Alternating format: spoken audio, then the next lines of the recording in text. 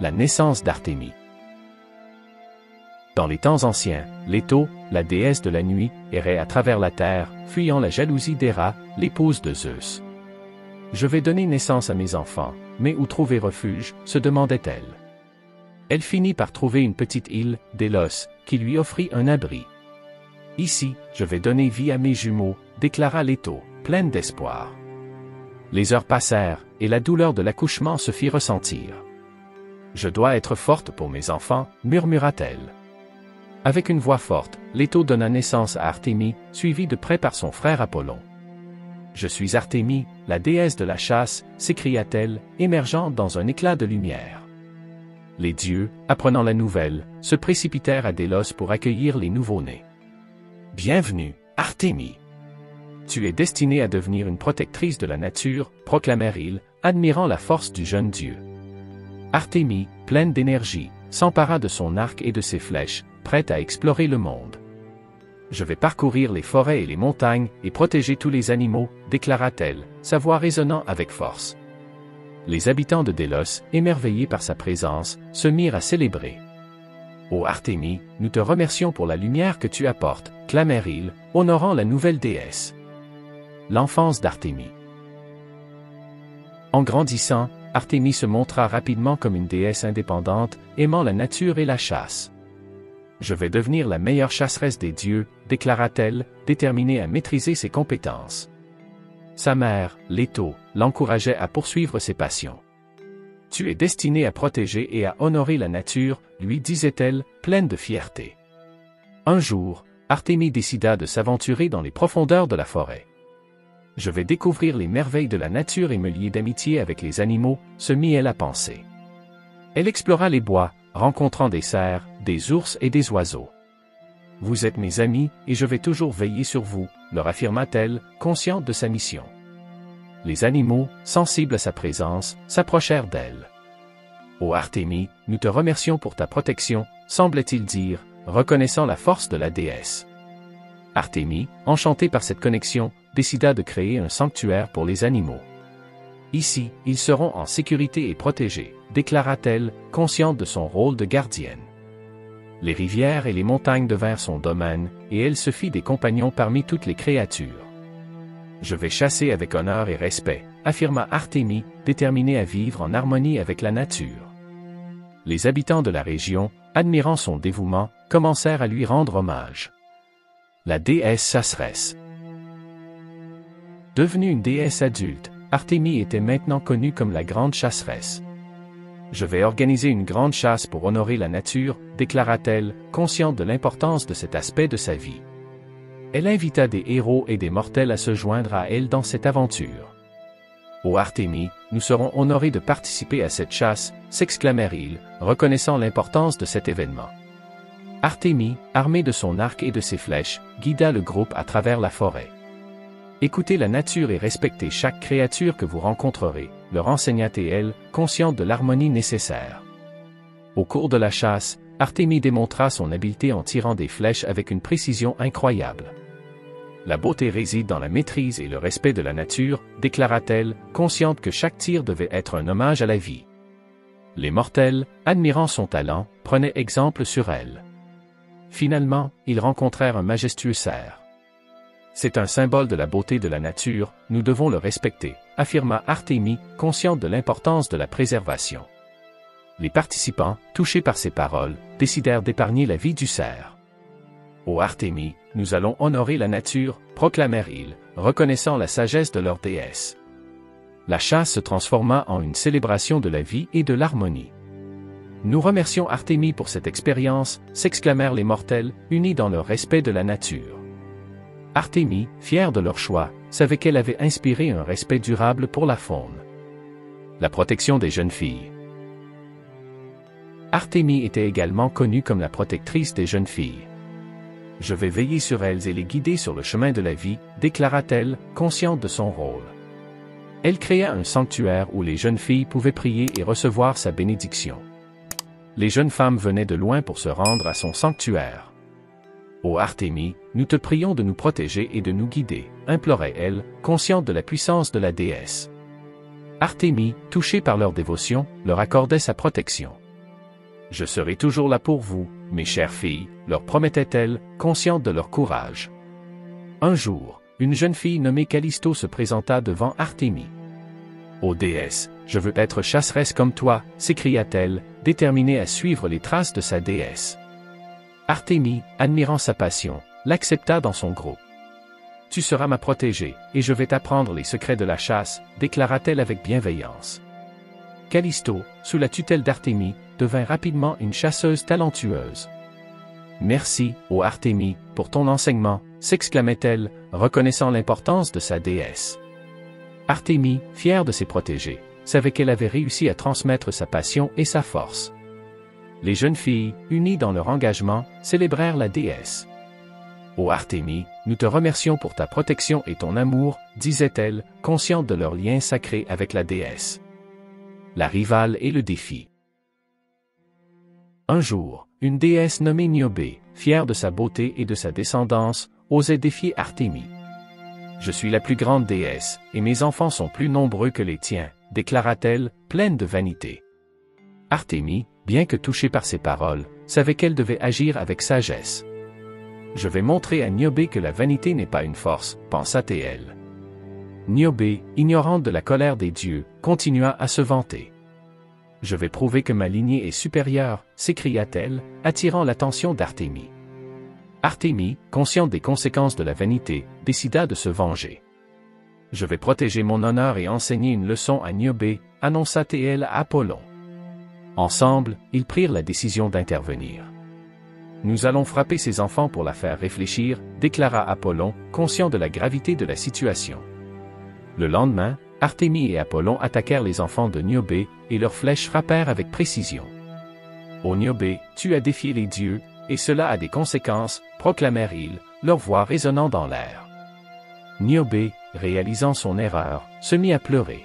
« Je n'aurais jamais dû me vanter, s'écria-t-elle, réalisant la gravité de la situation. Artémis, bien que satisfaite de sa victoire, ressentit de la compassion. « Je vais te laisser vivre, mais souviens-toi de ce jour, lui dit-elle, consciente que la vanité pouvait entraîner des conséquences tragiques. Niobé, pleine de regrets, promit de ne plus jamais se vanter. « Ô Artémis, je te remercie pour cette leçon, déclara-t-elle, consciente de l'importance de l'humilité. La réunion des dieux. Un jour, les dieux se réunirent sur le mont Olympe pour discuter de l'équilibre entre les mortels et la nature. Nous devons protéger l'harmonie du monde, déclara Artémis, consciente de l'importance de son rôle. Elle exprima ses préoccupations concernant la chasse excessive et la destruction de la nature. Les mortels doivent comprendre que la nature est sacrée, affirma Artémis, déterminée à sensibiliser les autres dieux. Nous devons leur enseigner le respect et la préservation, ajouta-t-elle, consciente de l'impact de ses paroles. Les autres dieux, touchés par son engagement, commencèrent à réfléchir. Nous pouvons organiser des festivals pour honorer la nature et encourager les mortels à la respecter, proposa Apollon, conscient de l'importance de l'unité. Les dieux, enthousiastes, acceptèrent cette idée. Nous allons unir nos forces pour protéger notre monde, s'exclamèrent-ils, déterminés à agir. Artémis, fière de cette décision, se mit au travail pour organiser le premier festival de la nature. Nous allons inviter les mortels à célébrer la beauté de la terre et à comprendre son importance, déclara-t-elle, consciente de l'impact de cet événement. Le jour du festival, des milliers de mortels et de créatures se réunirent. Ô Artémis, nous te remercions pour cette célébration de la nature, proclamèrent-ils, unis dans leur appréciation. Artémis, émerveillée, savait que son message avait été entendu. La quête d'Artémis. Un jour, Artémis reçut une vision d'un danger imminent menaçant la nature. « Je dois agir pour protéger mon royaume, déclara-t-elle, déterminée à protéger les forêts et les animaux. Elle se mit en route pour explorer la forêt et découvrir la source du danger. En chemin, elle rencontra un jeune chasseur nommé Orion.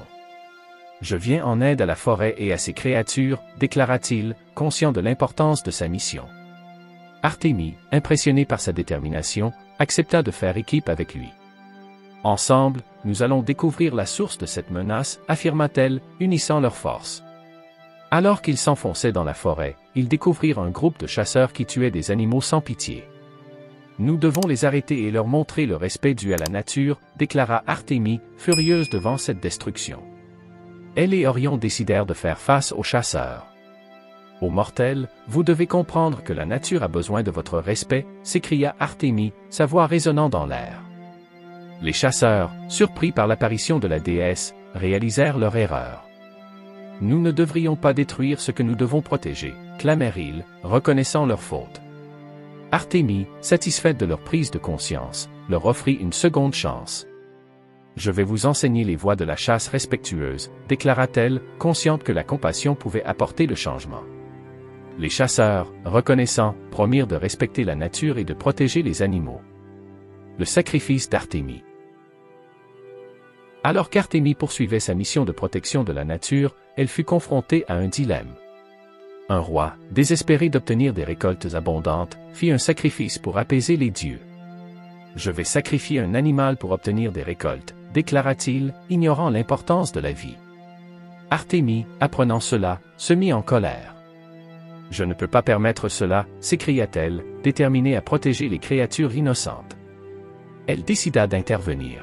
« Je vais me rendre au roi et lui montrer l'importance de la vie dans la nature », affirma-t-elle, consciente de son rôle. Arrivée au palais, elle confronta le roi. « Ô roi, la vie est précieuse, et le sacrifice n'est pas la solution », lui dit-elle, sa voix résonnant avec autorité. Le roi, surpris par la présence de la déesse, commença à douter de sa décision. « Mais sans récolte, mon peuple souffrira, » répondit-il, conscient de ses responsabilités.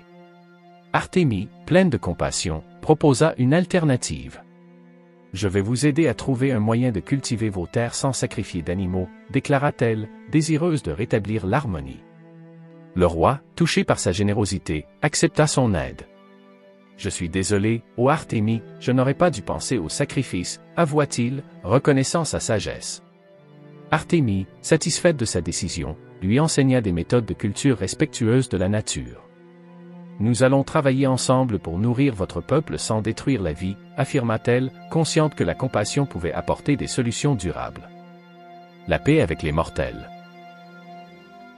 Après avoir aidé le roi, Artémis ressentit un profond sentiment d'accomplissement. « Je vais continuer à travailler avec les mortels pour préserver la nature, » déclara-t-elle, consciente de l'importance de son rôle. Elle organisa des rencontres avec les communautés pour partager ses connaissances et son amour de la nature. Les mortels, reconnaissants, affluèrent vers elle. « Ô Artémis, nous voulons apprendre à protéger notre environnement, » proclamèrent-ils, désireux de suivre ses enseignements. Artémis, touchée par leur dévouement, leur enseigna les principes du respect de la nature. « Nous devons vivre en harmonie avec notre environnement, » leur affirma-t-elle, consciente de l'importance de la coopération. Au fil du temps, les mortels commencèrent à mettre en pratique ce qu'ils avaient appris. « Nous allons planter des arbres, préserver les rivières et protéger les animaux, » s'engagèrent-ils, unis dans leur mission. Artémis, fière de leurs efforts, savait qu'elle avait réussi à inspirer un changement durable. Les rituels en son honneur devinrent des célébrations de la nature. « Ô Artémis, nous te remercions pour ta guidance et ta protection, » disait-il, reconnaissant pour sa présence divine. Artémis, heureuse de voir cette évolution, promit de toujours veiller sur eux. Les forêts et les rivières prospérèrent grâce à leurs efforts. « Nous avons créé un équilibre entre les mortels et la nature, » s'exclamèrent-ils, conscients de l'importance de leur rôle. Artémis, satisfaite, savait que son héritage vivrait à travers les générations. L'héritage d'Artémis. Avec le temps, l'héritage d'Artémis se répandit à travers le monde. « Je suis Artémis, et ma lumière brillera à jamais dans le cœur de ceux qui cherchent à protéger la nature, » murmurait-elle, consciente que ses enseignements seraient chéris pour les générations à venir. Les enfants grandissaient en entendant les légendes de leur déesse, inspirés par sa force et sa sagesse. Les histoires d'Artémis étaient racontées autour du feu, captivant l'imagination du peuple. « Ô Artémis, tu es notre protectrice et notre guide, » disait-il, reconnaissant son influence dans leur vie quotidienne. Les rituels en son honneur devenaient des moments de communion, unissant le peuple dans la foi et l'amour. Les temples dédiés à Artémis prospéraient, devenant des lieux de refuge et de sagesse. « Nous venons chercher la lumière de notre protectrice », affirmaient les fidèles, apportant leurs offrandes avec respect. Artémis, observant leur dévotion, savait que son rôle de gardienne était honoré à chaque prière. La nature, en réponse à leur foi, continuait de prospérer, témoignant de la relation sacrée entre la déesse et son peuple.